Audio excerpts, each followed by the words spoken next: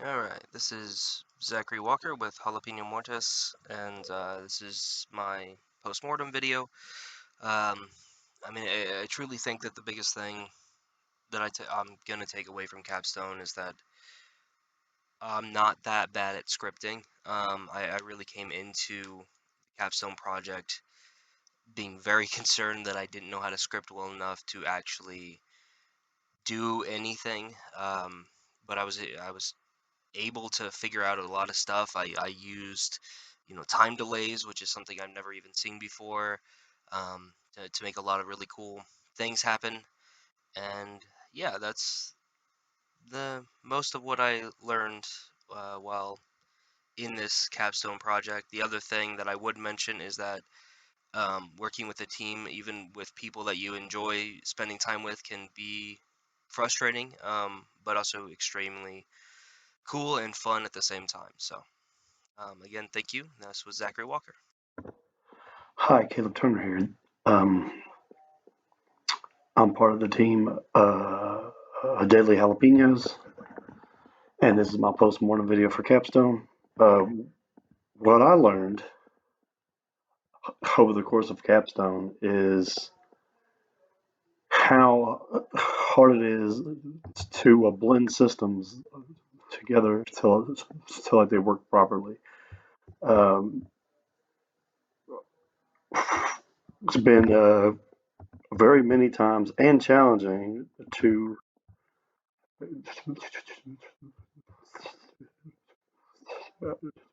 get every system actually working together.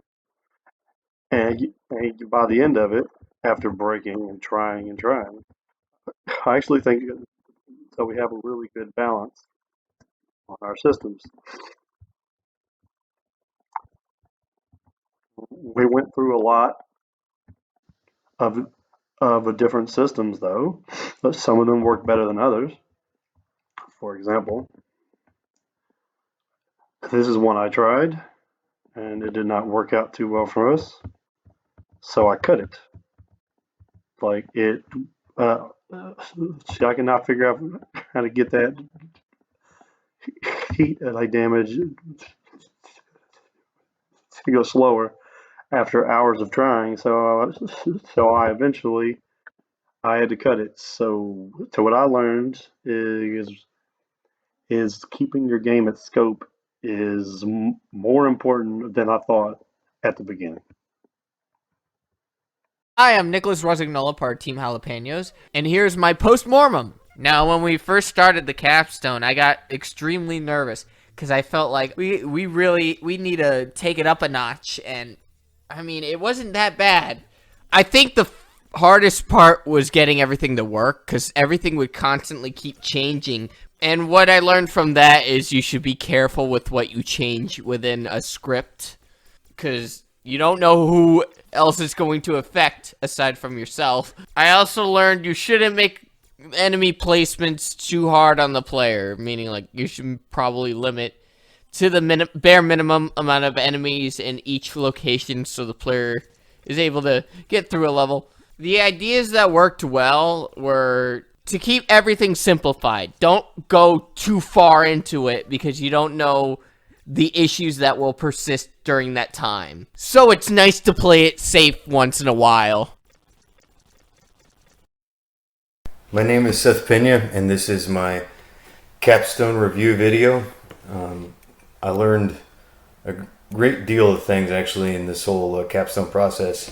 Not only how to do different things in Unity, how to actually, envision something and then bring it about.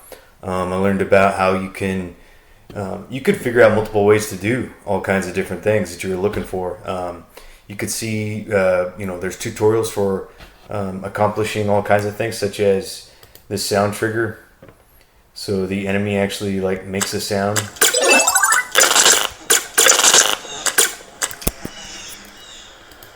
And I learned that the team building process is always ongoing. So the forming, storming, norming, and performing processes, I've seen them all. I learned that definitely communication is the most essential cornerstone of that whole process, and learned that you can find anything you want to do. You can actually figure it out. There's a way to get it done. Sometimes they take longer than you'd expect. Sometimes you didn't quite get around to it. However, if you keep at it, you can actually figure a lot of those things out to help you later on.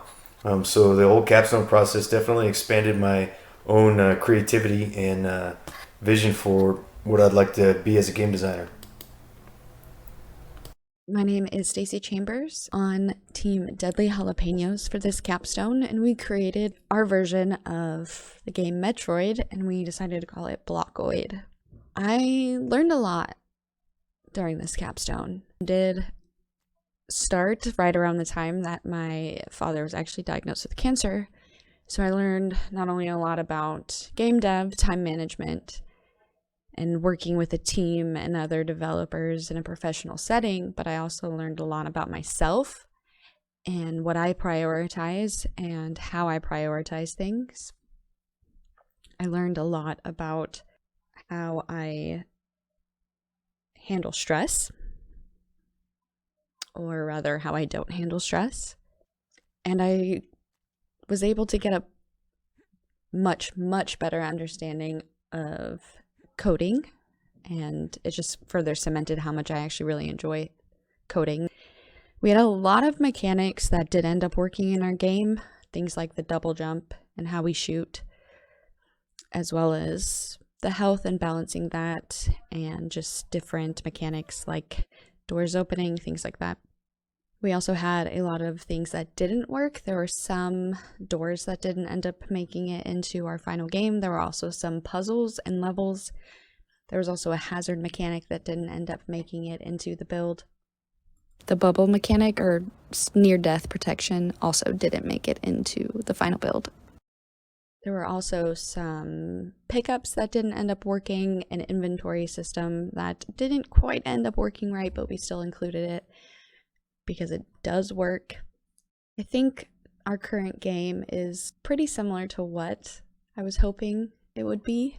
There are still things like the inventory system that I would love to fix and brush up on, but I think overall we have a pretty solid game. I like the blockiness of it. I like the simplistic look of it, the aesthetic. We did call it Blockoid. I thought that was kind of fitting if we just kind of kept the sort of really blocky textures and just kind of basic, colorful vibe we had going on.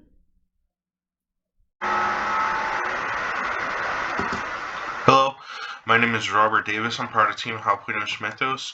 I'm going to talk about just some of the stuff that I did. I just made the weapons for this game.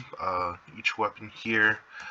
I don't know what was interesting about it was mostly that you know there's so many different directions that it could have went with the weapons that we chose. We just made it more similar to the initial game, Super Metroid. Just so everything was had flow, and I just learned that like keeping the flow and then keeping everything in scope is important. Having someone that's good like that to give instructions and resolve conflicts is important. Someone that helps resolve conflicts is important, and just staying on task. Thank you. I'll pass it to my next teammate.